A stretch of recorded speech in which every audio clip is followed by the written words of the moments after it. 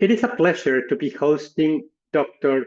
Giuseppe Grasso to discuss his recent PLOS ONE Lab Protocol paper entitled Label-Free Determination of Diffusion Coefficients at the Nanoscale through Modeling of the Surface Plasmon Resonance Signal and the associated detailed protocol in protocols.io. Giuseppe obtained the laurea in chemistry from the University of Catania in 2000 and a PhD in chemistry from the University of Nottingham in the UK in 2004. After doing postdoctoral research, he got a permanent position at the University of Catania in 2010 as a researcher. In 2014, Giuseppe obtained the National Scientific Qualification for becoming a full professor in chemical sciences and inorganic chemistry and chemical fundaments in technology. And in 2018, he was appointed associate professor. Giuseppe's research is focused on studying molecular interactions between biomolecules involved in certain neurodegenerative diseases, such as Alzheimer's disease. He's particularly interested in metalloproteases and in the possibility of modulating their enzymatic activity for therapeutic purposes. Giuseppe, thank you so much for giving me the opportunity to discuss this paper with you. Thank you for giving me the opportunity to advertise our work that we managed to publish in PLOS ONE. So thanks a lot. I don't know how to. Should I speak about the paper or? Yes, please. To kick off, please explain us a little bit what this protocol is about, how to use it, and why it is relevant. Yeah, so basically, this protocol is a novel use of the SPR, that is Surface Plasmon Resonance technology, because usually for people that use Surface Plasmon Resonance, Surface Plasmon Resonance is a technique that is capable to assess the affinity of a molecule that is immobilized on a solid surface and another one that flows into the microfluidic systems. So basically, the normal use of SPR is to obtain the kinetic parameters and the binding affinity between two biomolecules.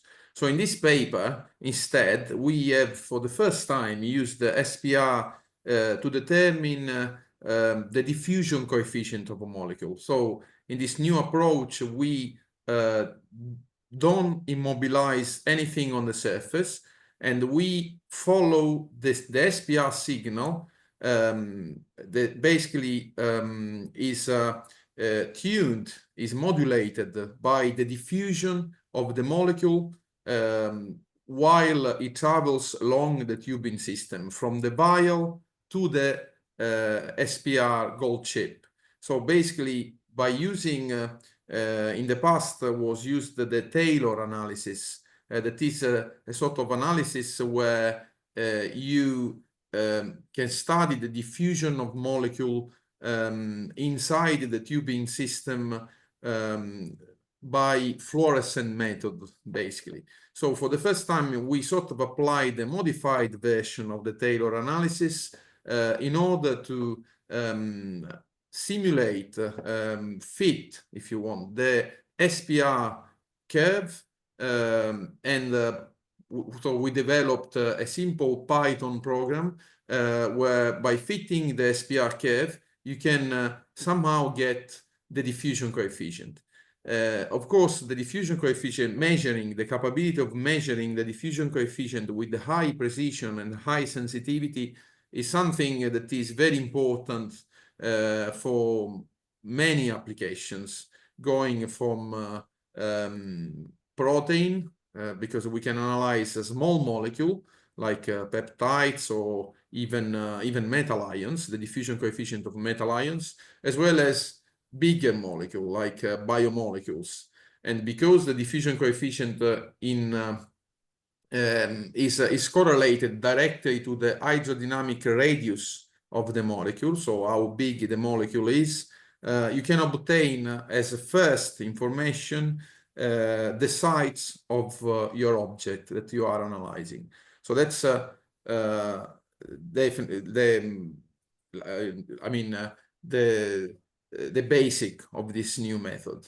Of course, in the paper, all the details are described, but for the broad audience, this is the basic. So the objective is to measure the diffusion coefficient by SPR measurements.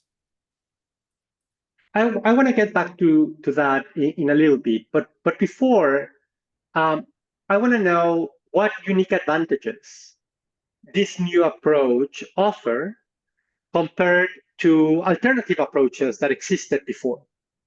Yeah, this is very important because otherwise it would be just another technique among the others, because diffusion coefficient can be measured by, for example, dynamic light scattering, even by NMR, doing dosing and so on.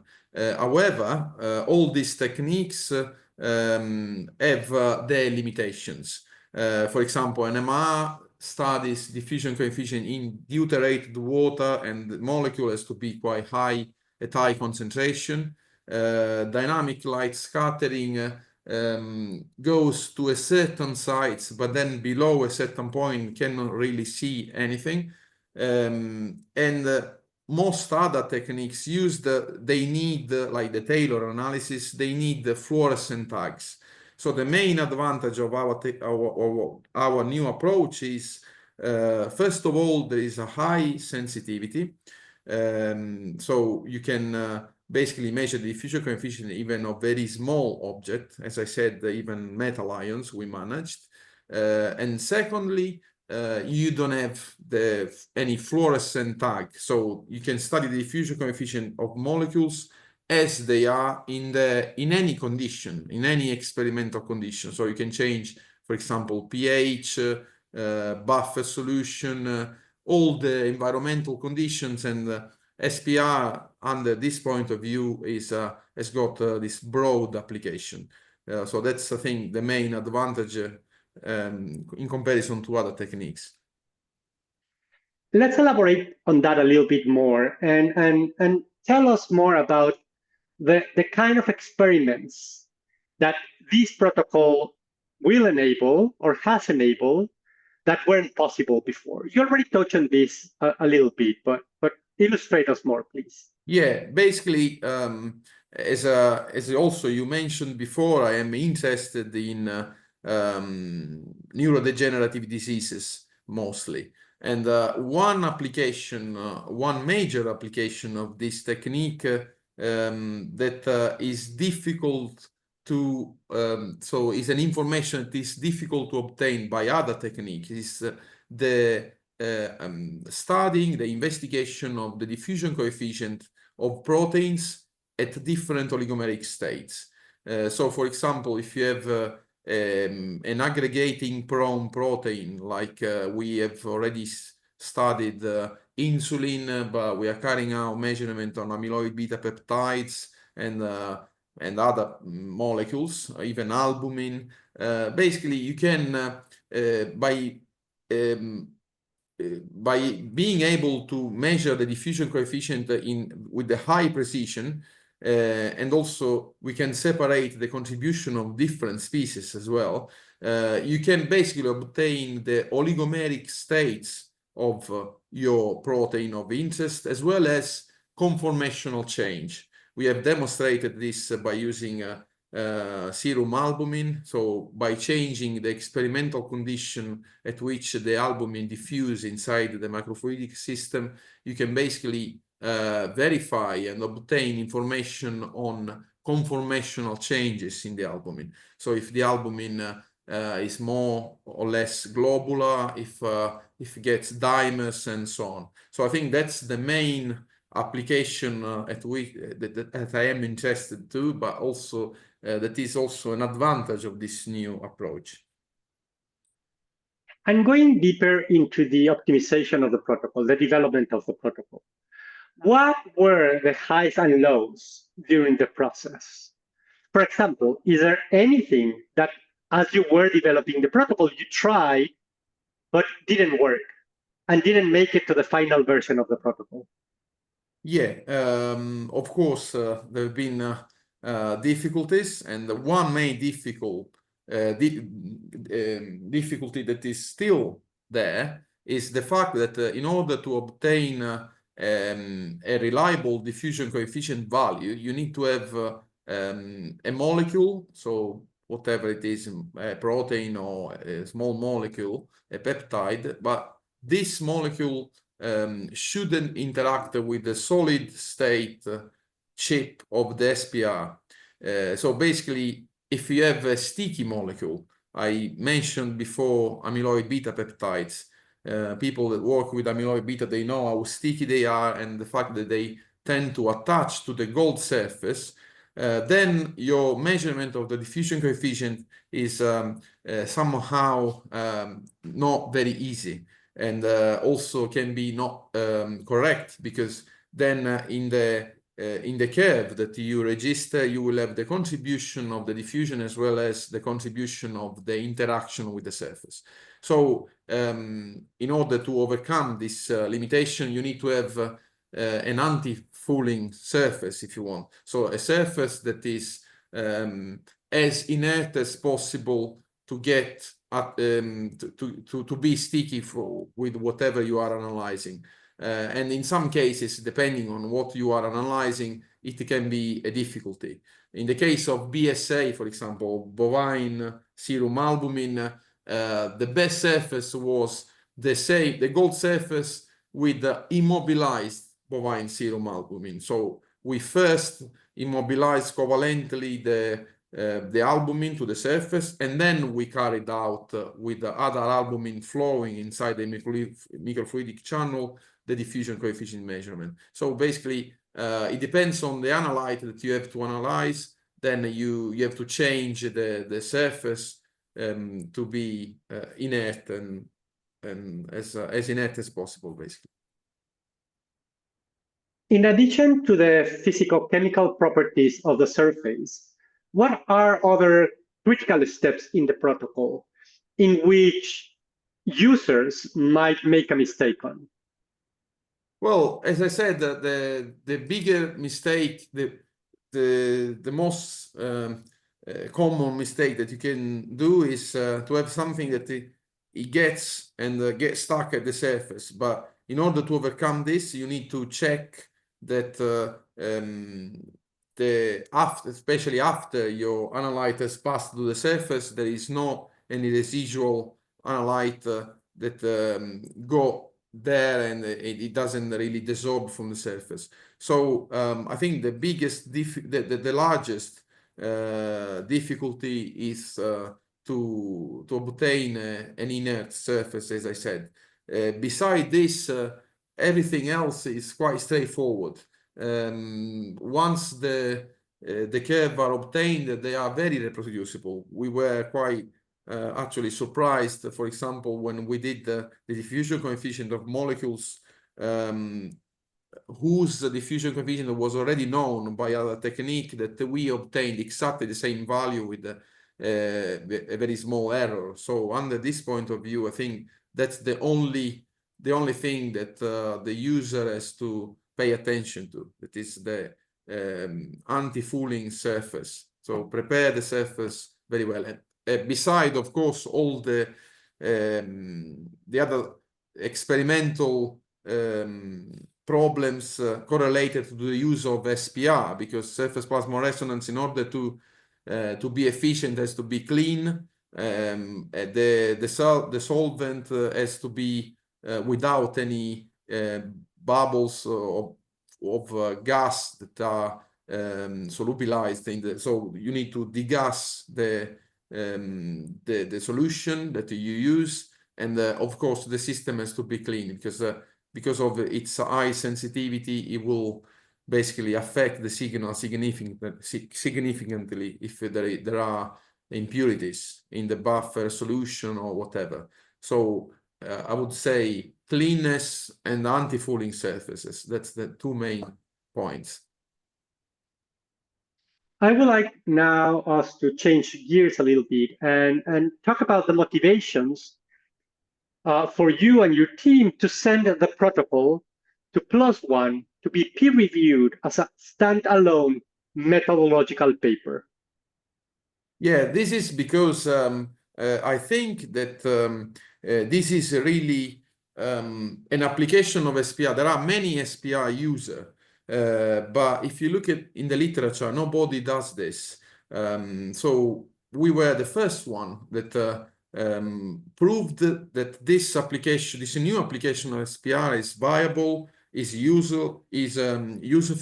So we wanted to somehow spread the news and make this application reproducible for anyone in the world. So I think PLOS ONE is a very nice platform for that because it's open access. Everybody can, and that protocol is we try to make it as clear as possible in terms of possibility for other people to reproduce the whole thing.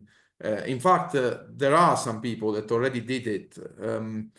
I know because they also contacted me privately that are using, they applied this protocol. They had an SPR, they applied this protocol saying that they had good results as well. So I just hope that by publishing in PLOS ONE will help to spread this sort of approach for SPR users. And how did the feedback that you received from the peer reviewers shape the final version of the protocol?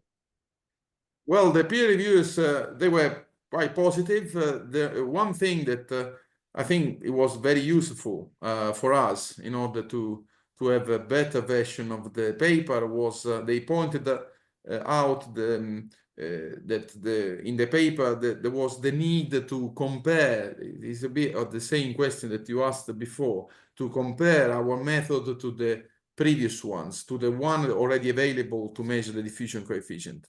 So I think in that sense, the reviewer helped us to improve the quality of the paper because we added a session where we compared our method to the others already available. So highlighting both the limitations of our method as well as conveniences. So I was actually... And why did you decide to make the peer review history public together with the paper? Well, because we didn't have anything to hide, and as I said, I was happy with the peer reviewing process, and I think there was nothing wrong with it. So I appreciated the work done by the reviewer, and I think also it might help for the reader to have the feeling of the whole process. So to me, it's probably something that should be done in any publication, so that to help the reader understand how the whole paper came out, so how it was built, also by the aid of the reviewer, if you want, because the reviewer help always, if they are competent reviewer, they help to build a better work, better manuscript. And my final question might be a little bit speculative at this point because the paper is relatively young. It was published at the beginning of this year. But what do you think has been or will be the significance of publishing this methodological paper for your career? Well, more than the paper, I am happy that we found this new application of SPR because it opened up a big avenue for me, to be honest, in my research career, because we are now applying. In fact, we published many other papers, even other 2 papers from the beginning of the year on this specific application. So with different things, but it opened up a new avenue because as I said, it's a new methodology, and we can see And the more we do, and more we discover, because we are seeing also one important piece of information. We are writing up a paper about this now, that the diffusion coefficient that we measure is actually different from the diffusion coefficient that other technique can measure, because in our case is a diffusion coefficient at the interface between a plug of analyte and the buffer solution. Whereas if you look at all the other tools to measure diffusion coefficient, they are applied to an isotropic condition. So it's the analyte in a solution that diffuse in all directions. So there is no, if you think a biological process, when something is released in a sort of wave, so you have actually even in the blood flow a release of a drug or release of even a molecule, and its diffusion goes from a plug where it's highly concentrated to the blood or the buffer solution where there is none of it.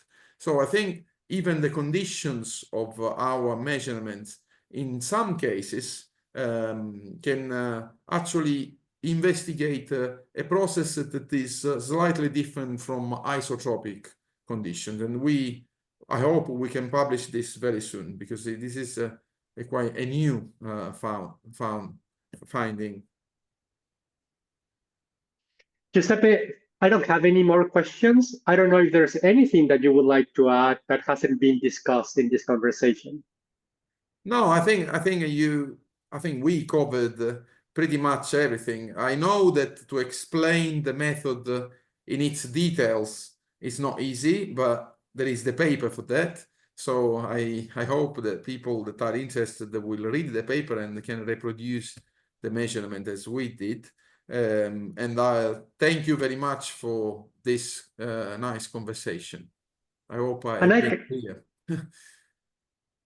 And I can say that I'm not an expert in the field, but from the point of view of an outsider is that the protocol itself is beautifully written.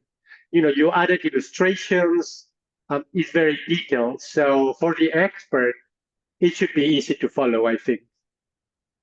Thank you. I have to say at the end of this that most of the work, of course, was done not by me, but the authors that are in the article, PhD students and so on. So even the making up of the illustrations, I thank them. So they get the merit for that. Thank you again. Thank you so much, Giuseppe. Cheers.